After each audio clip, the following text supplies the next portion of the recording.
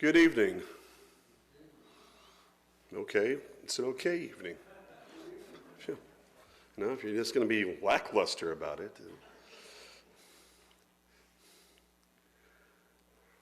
We're in Titus chapter 2. We're going to be picking up in verse 3 this evening. And if we're lucky, we will make it all the way into verse 4.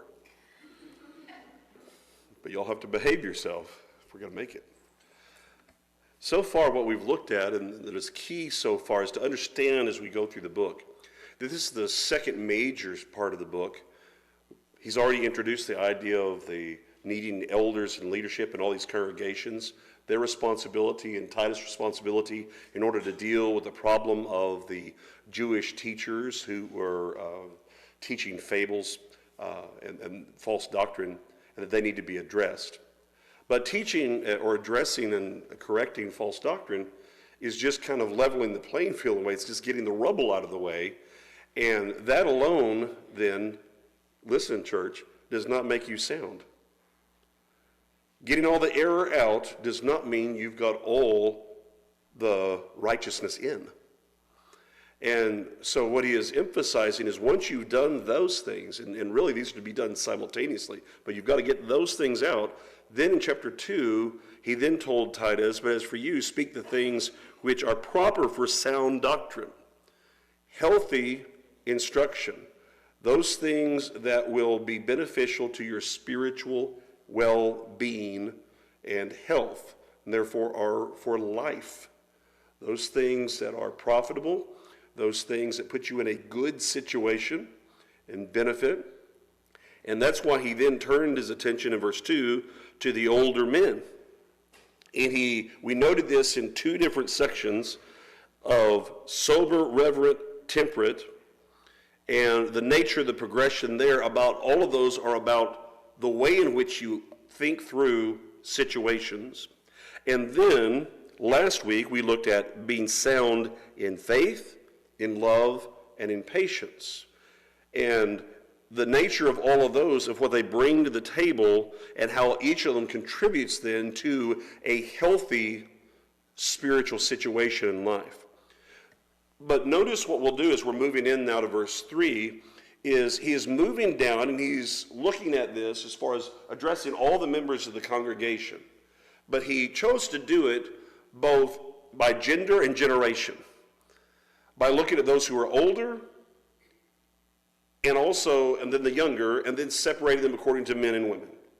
Now, there are all sorts of obvious things that come from that that you never thought you'd have to point out, but you do now in today's world, that not only Paul, but Titus and the Holy Spirit knew the difference between men and women, and that those were pretty clear.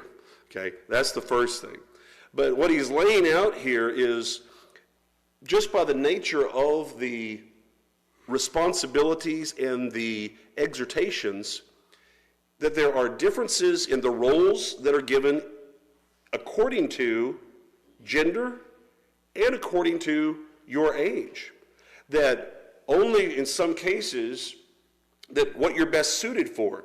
And that's why we spent the time about the older men needing to be better suited for these things, about being able to, you ought to be in a situation because of your experience to think matters through, look at your experience, and spend some time with things to make the right kind of decisions, and that then you will be examples and put yourself forth so that in all these ways you're going to be healthy in your life, in what you believe, in how you treat people, how you see people, and in how you deal with circumstances. You ought to take your own experience, the things you learn, and apply that in life.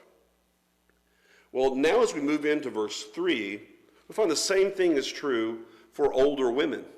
And of course, the thing is, we were talking beforehand, the hard thing about being willing to teach this passage is I have to look out at the audience and see how many of people are going to make eye contact with me when I say older women, understanding it applies to them, right? You got to be able to. Now, this is actually a bigger problem than you think, because I've been places where, well, I don't consider myself an older woman yet. Well, When are you? Because sometimes your grandkids beg to differ. It's one of those things where we have to realize you have responsibilities, and that there's a benefit to your experience in life and in Christianity that are needed. Now, not everyone has all those same experiences. Not everyone has the Christian background where they can do all of this. But the point is this is the expectation of God, and it is based upon, because it's of older women, the expectation that there is some life experience, and here's important, that life experience does matter. I'd like to emphasize this. We'll talk more about it when we talk to the next and move to the younger women. But you realize that within this, there's an understanding of, both with the older men and the older women, of what they're doing, that God is recognizing there's a certain value in life experience that cannot be gained in any way other than life experience. You cannot study your way into life experience. You have to live it. And so therefore, it's about combining the things you know, what God has to teach you, with your experience that makes it so valuable. So notice what he says here, when he says, the older women likewise.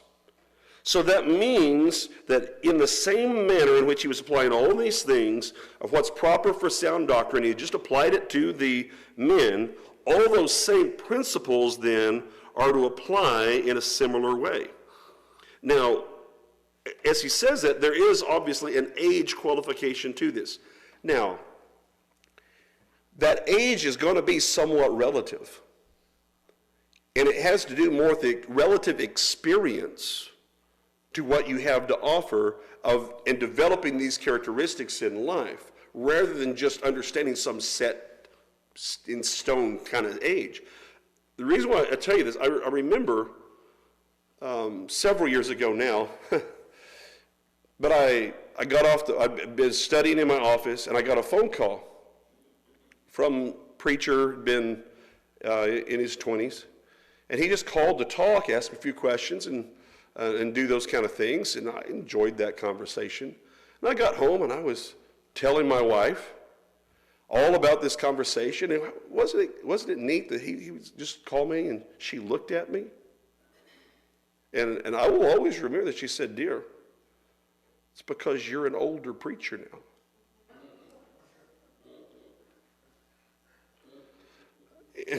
After you've been preaching for a number, for someone that age, I'd already been preaching for probably 15 years, between 15 and 20. Well, for him, that was an older preacher. Okay, so you need to understand that, and guess what? I knew everything he was talking about. I could walk him through all the things he was dealing with, and why? Because I'd been there. I'd had those experiences. Okay, and that's what's beneficial here. So when older women have a responsibility, and the first thing I want you to see here, when it says that they may be reverent in behavior. Now, both of those words are unusual. Both of them. Which makes it kind of interesting to figure out. The first thing, actually, we say reverent is a word that means fitting for the sacred, or literally, fitting for the temple. Fitting for priestly service. So when it says reverent, that's not the normal word for reverent. It's an understanding that if you're an older woman in the church, you are to consider the responsibilities you have and put them on a sacred level. That it is one of those things that matters, and it needs to be, everything that follows is to be considered with that level of seriousness, to realize the impact you can have, that it matches up, and by the way, what he's about to say are examples of things that fit that behavior. So he's laying this out, that you are fitting for the temple. You're fit for the temple. Now, if we go back and consider how they would have recognized that kind of terminology, anyone who was going to approach the temple needed to make sure they got their act together.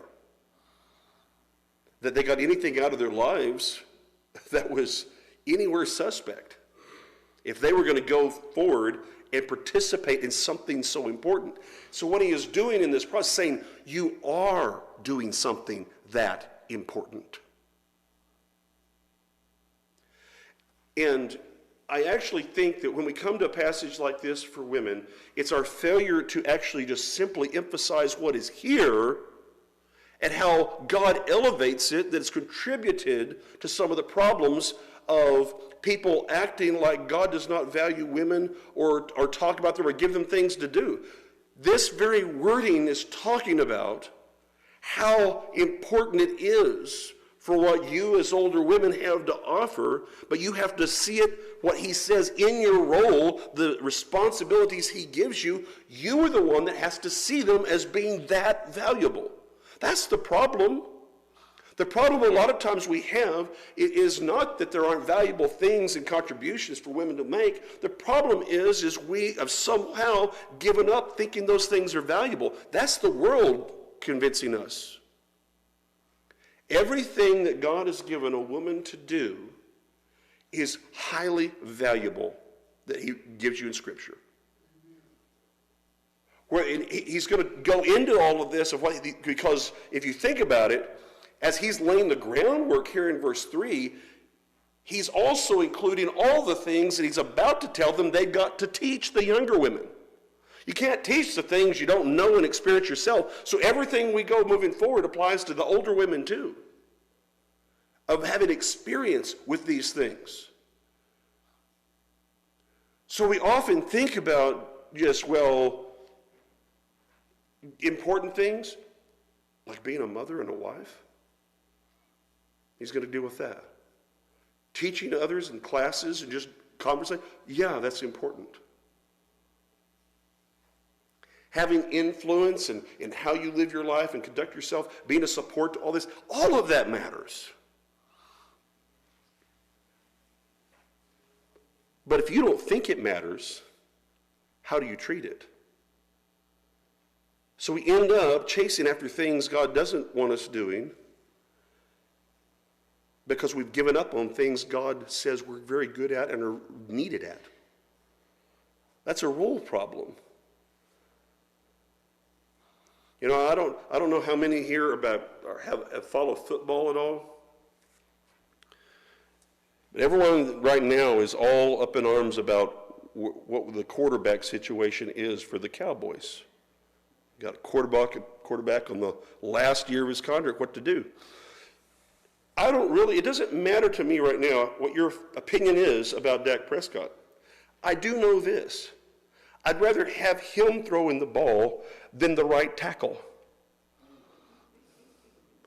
Because the right tackle doesn't have a clue what he's doing there, doesn't know how to read a defense at all, and if he ever has to move, he's going down. Okay?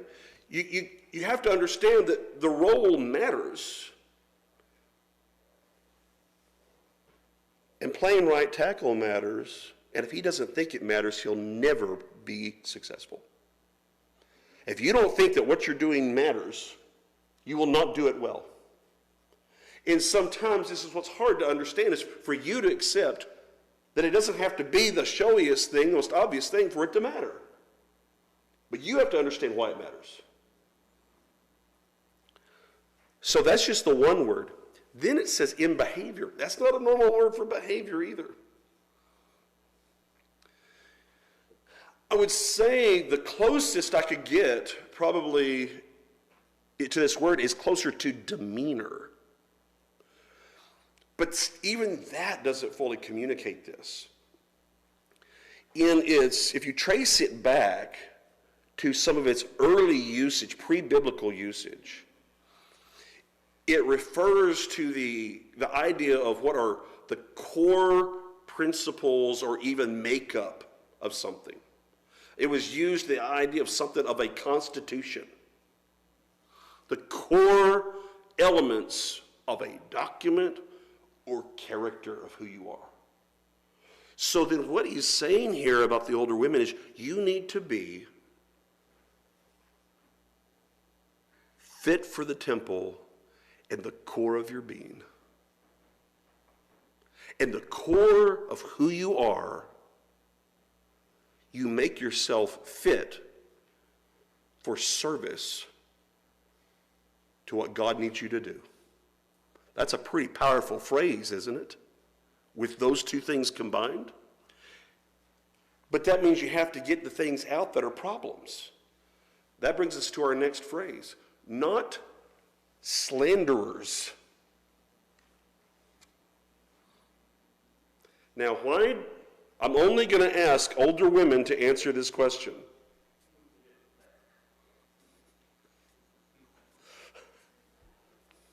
Did you get that, Brian? Okay, good. Why does he need to say this? And then I'm going to tell you what the word actually is. Gossip? Are you saying that might be a problem? Could be. It's even a stronger problem than that, than what this word is. That's part of it. The word here is from diabolos, devilish. So now we go back to what is devil? What's the actual core meaning of that word? Adversary. There are two aspects of that. It is both the fact that he's an adversary and therefore more of a combative and accusatorial tone. Don't take on the idea then, you cannot be someone who is fit for service in the temple as a core part of your being if you have an adversarial, combative approach to how you deal with people, particularly about the tongue. Now that's going to include some gossip because that's where some of the accusation part comes in. But the idea of there are people out there, the adversary part, well, if they're an adversary, then what does that mean about how am I thinking of them? There's the type of enemy. Yeah. So what am I going to do if that's my enemy? What am I talking about him as? Well, I'm not saying nice things. Okay? So we end up having to deal with this problem. I said, you don't need to be that way. Okay? So make sure that you have a control then of your tongue and that you're not being adversarial in your choice of how you choose to speak and how you're looking at people. Yes? You wouldn't make the choice to deal with them with patience. Okay, good. Tracy says you wouldn't, if you did that, you're not going to be patient with them. There's not going to be any tenderness there because you're in a fight, right? And so we need to make sure that we don't get that. So think about trying to be strong in character, standing for what's right without allowing yourself to become this constantly combative figure in tone in person. Bill. With dignity. Okay. With dignity. You can say the things that need to be said, but with a respectful manner and without trying to bring anybody down as a result of it. That's what I told my wife. When we're going to disagree with love. Okay, good. Yeah. That it doesn't all of a sudden have to become, okay, we're going to have it out. Okay, if that's your, we're going to have it out right now. That's not what you can't do that. Right. Next. Not given, y'all impressed? I'm moving on. Not given to much wine. What does that indicate was a problem and why?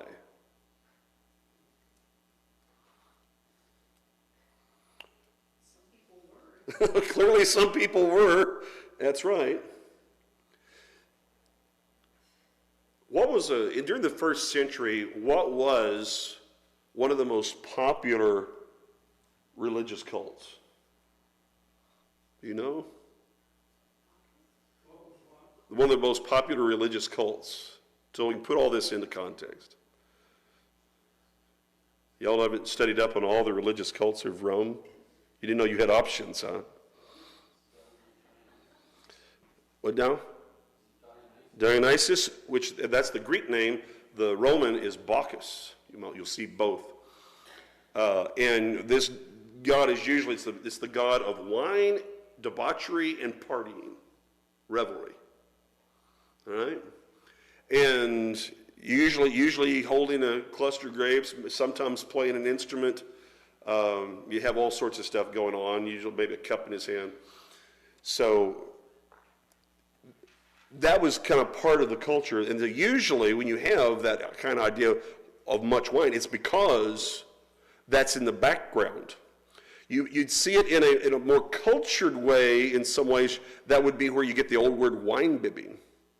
But that was more the cultured version of it, which was more of a social matter, which is where they would get together and you just slowly, because the Romans mostly in high society, they actually did not have high alcoholic content in their wine. They watered it down a little because they like to, okay, let me make sure I get the wording right on this. They like to sit long, drink long, in order to get a long buzz. Okay, that's a quote from my very secular Catholic history teacher of Roman history. Okay, so that was their preference. Now the Greeks, from which Dionysus came, they could fill up on some stuff. Okay, and that was popular too in its own way. So you have, what are you doing with this then? That is, there is a direct intent involved. They had, because of the lower alcoholic content compared to today, okay, it was still there, but we really refined it to get as much in as we can, okay. So they took more to get there, but that's kind of the background of this problem. It was normal. My point is, it's normal. That was normal part of the culture, and therefore he's wanting to make sure. The negative is you can't possibly be fit while participating in this. You just can't.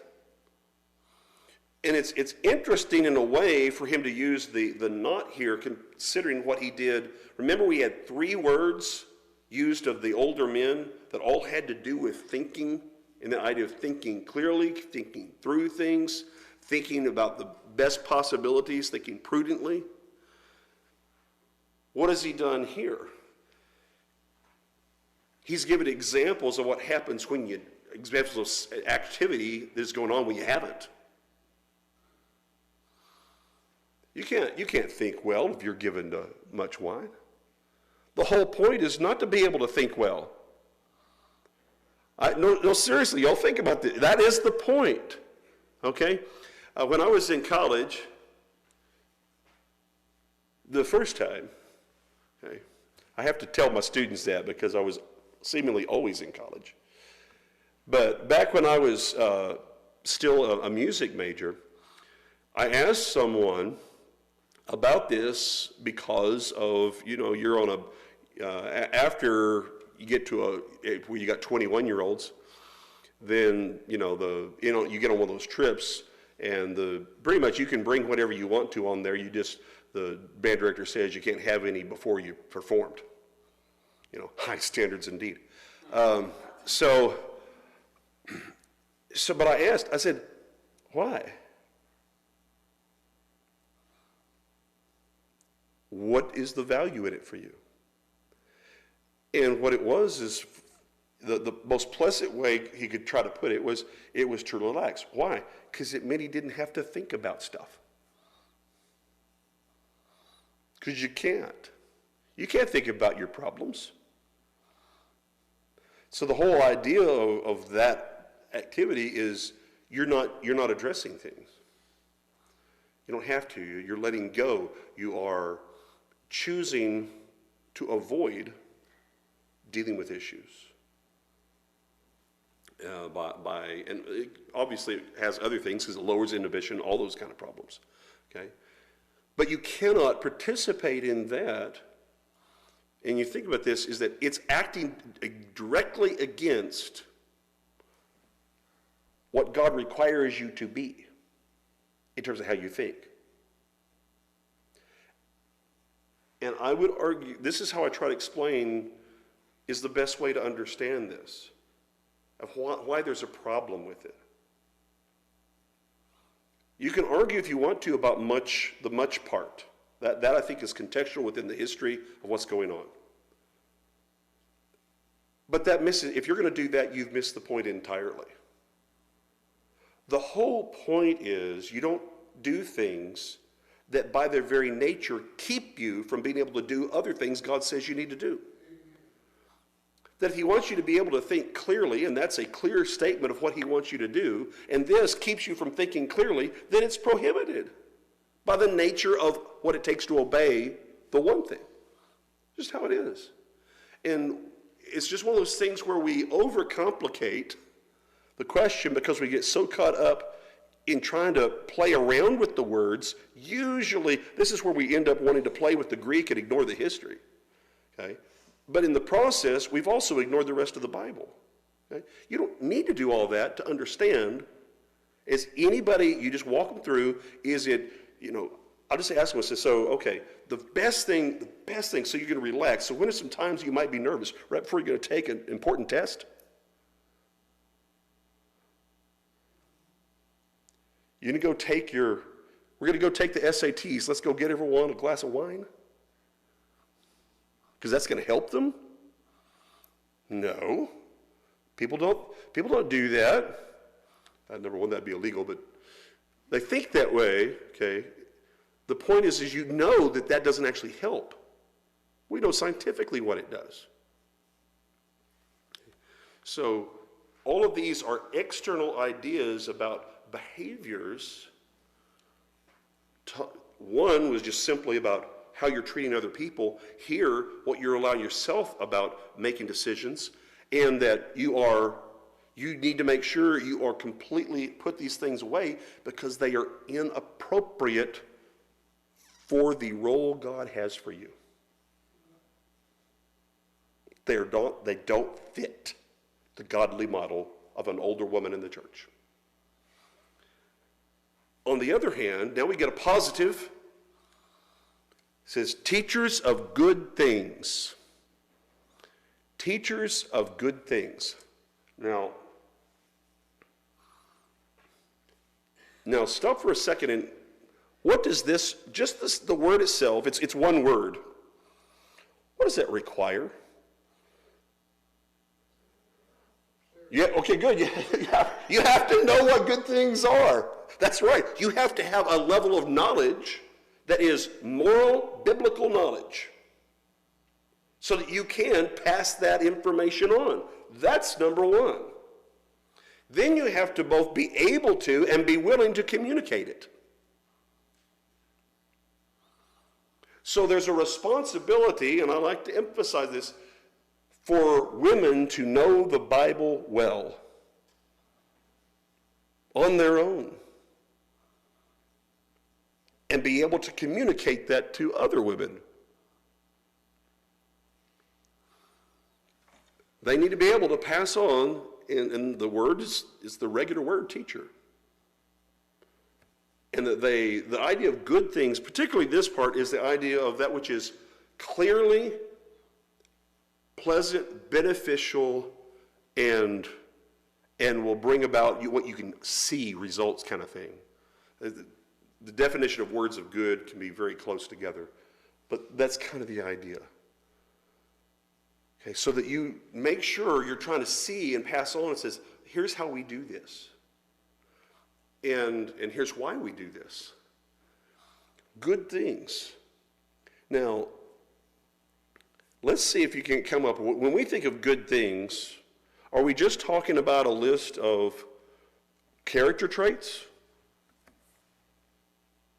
Or are we also talking about activities? All right, can we agree it's both? Okay. This is, by saying it this way, this is very generic. Very generic. But that's really good. There's a lot that's included in this, of good things that need to be taught and passed along. Whenever you think about things, I think about different times which women have done things, and then all of a sudden that person isn't available. Chaos ensues. Move in, and the woman who actually, I'd ask, well, who usually takes care of this? Oh, well, she did. I said, well, she's not here anymore. Yeah. Might that mean somebody else needs to do it? Okay? And so, but the problem is that if we only are doing, but understand where I'm going with this, we need to not only be doing these things, but passing on that knowledge to others. So that whatever you do can be perpetuated. If it's a matter of how you go about handling a Bible study with somebody, take someone else. You as a woman, if that's who is involved in it, you can teach them. If it's sometimes about, sometimes it's about how do you handle the kitchen, and we'll get different things that come up, or a meal, or different things that are done at a funeral or at a wedding, and you say, well, we got to cover this or we got to cover that. Yes. Two things. So the first thing that I noticed about this word is that it's, if you literally look at it, it's technically two different words on each end. Yes. In the middle. It's smushed together. Teach good. Mm-hmm. Is that like an emphatic version of this word? No, it's not. It's not emphatic. It's wanting to kind of say that that's the whole very character that the person takes on. It's a good question. It means you're not just a general teacher that happens to be teaching good on this. It's that is the whole of the task and the mission. So it's almost like good teacher, teach good things. Yeah. It's hard to explain. It's hard to explain. Okay. The second thing. Second thing is, based on what you were just saying, is that if the beauty of this entire list, because you have older men, older women, younger women, Mm-hmm. is that if you actually look at it as a whole, it's actually describing a cycle Mm-hmm. that's been happening in our congregation. That is correct. Not just instructions. But you're ahead of me now. Because of what you were just saying, Mm-hmm. the point to bring up is that the whole point is that from this word, it's the whole, because this word just happens to be dead center in the list, Mm-hmm. it's a really good central point for the list as a whole to be like, this needs to be a constant theme. No, that's right. Is that we take for granted, to build on what she's saying, we sometimes take for granted what I'll call the term institutional memory. You familiar with that term? I talk about it in terms of being a congregation's culture. Here's how we do things. And every congregation has its own way of doing certain things, but that is dependent upon that information being passed down. And I'll say this, and that everyone understands it. If it's a secret, but that one person holds the mystery to, then that's fine for a while, but when they're gone, it's gone. I remember trying to scurry to find an unleavened bread recipe when the woman that made it for 50 years decided she was done. Oh no, what do we do? Okay, people they're practicing, they've got the recipe, and they still can't make it right. It's like, by the way, that's hard to do. But you've got to have that background of, there was never any training, it's just, I'm done, here you go. And that's different from where it is intentional, okay? It's intentional about bringing people in order to make sure this information is passed on. And the information, the good, is about all the good of what God has done and can do through you as a woman. That needs to be passed on. Now, the next part, and we're going to start verse 4, because it has this dash and say, okay, we're going to add some information to what I said, what I just said, they need to be teach her good things. Here's what I'm talking about. In order that, so that's a purpose statement, you should circle that. That's a purpose statement. Just a second, Hannah. That they admonish the young women. Now, we won't have time to go into all. We'll pick that up next week. That's not the regular word for admonish either. Don't know what the translators were doing. It's tough. These are tough words. Okay, Hannah. Eric's going to come before you start at verse 4. Still on teachers of good things. You know, she was talking about how it looks like it's bookended by the same word, but it also goes by itself as teacher. Right. Yes. So it's yeah, that's why it's teacher of good. Look, it's teacher good, okay? It's just the way they had to explain it. They would just combine words, and we have to turn them into phrases because English does not work the same way that Greek does. That's why. That's the only reason. This word that they admonish is that same word we've seen before, which has to be to cause them to think through this properly.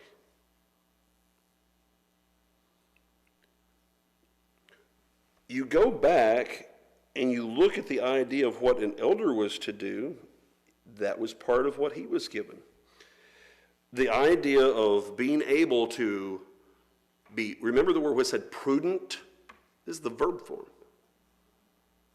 And so the end in mind that an older woman must be ready to pass on of why these other characteristics, of why get rid of any hint of these things would definitely disqualify you from being fit for this kind of service, and instead prepare yourself so you both know the things that need to be passed on, and we're going to get examples of the good things that they're talking about in this list to the young women, if we had any doubts.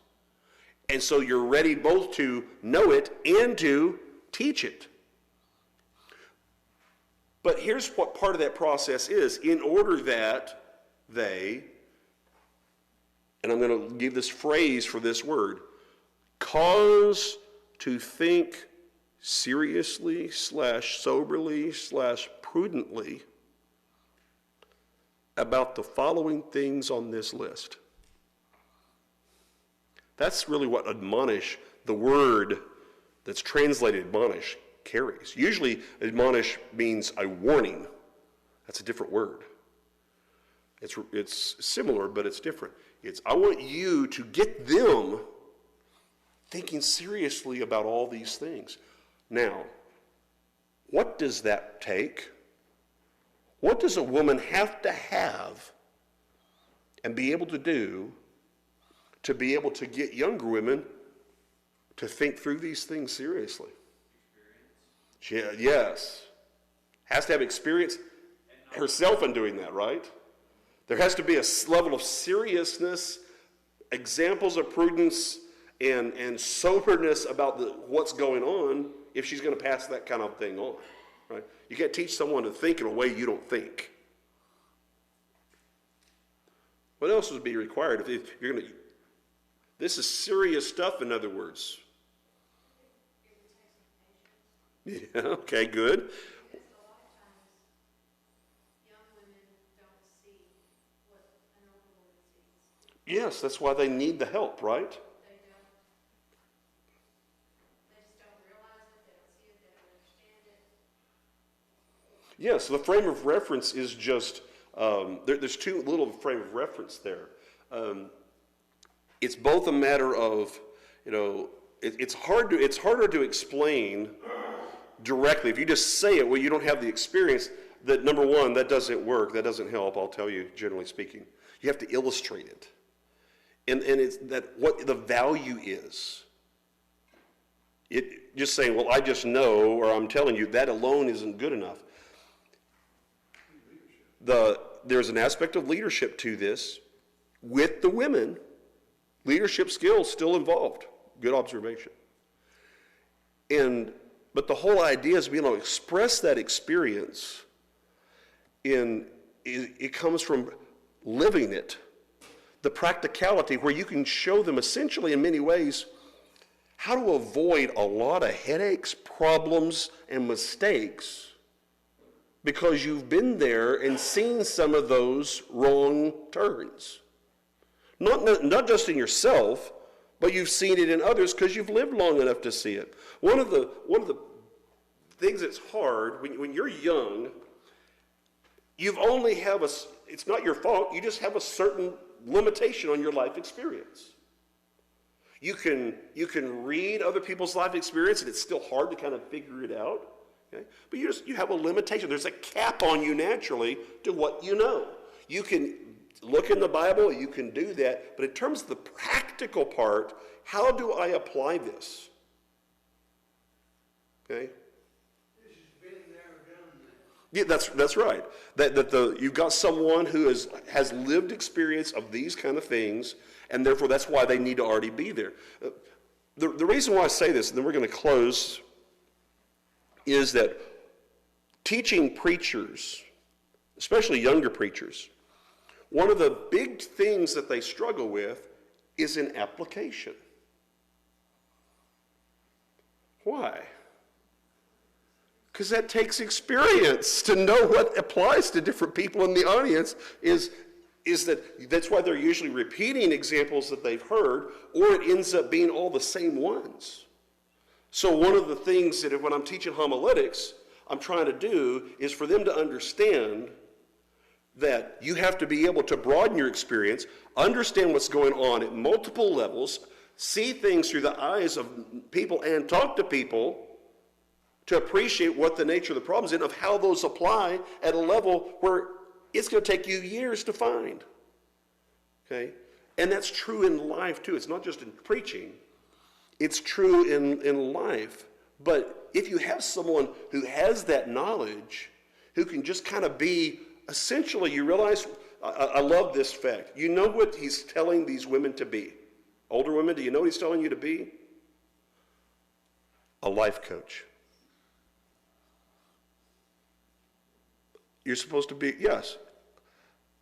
Paul is telling Titus to instruct these older women to be a life coach to the younger women. Because everything that follows is about what Christian life is supposed to look like for a young woman. The world's not going to tell her that. She's not going to get that from just, nature or something. And there's instruction involved. But sometimes it helps that there are other things that go with it. And there are some things, particularly practical things, that only another woman is going to be able to explain some of the practical things of how it affects her. That's because a man can't experience that. I mean, can you imagine a man, just a second, Billy, can you imagine a man talking about, yeah, that 8th month is real hard. You want to get some ugly stares. Like, how would you know? Well, I remember my wife. Yeah, that's not the same. I drug my wife out where she had to march around up to Stone Mountain when she was 8 months pregnant. Oh, by the way, restrooms, hard to find. Okay? Yeah, okay? Practical experience. That's real life experience there. Okay? You have to be able to think through all these things. But some of these things you have to learn in the process. Okay, Bill, and then we'll close. So you've been in combat, you can't explain. Yeah. No, that's right. Is that any kind of thing is just, I've seen, of course, read a lot of history, but and real life kind of examples of what people are talking about, but that's not on the page, not the same as being there. And you want someone in combat who's been there to help you. And the same thing is what we want, why older women are so important in the church. All right.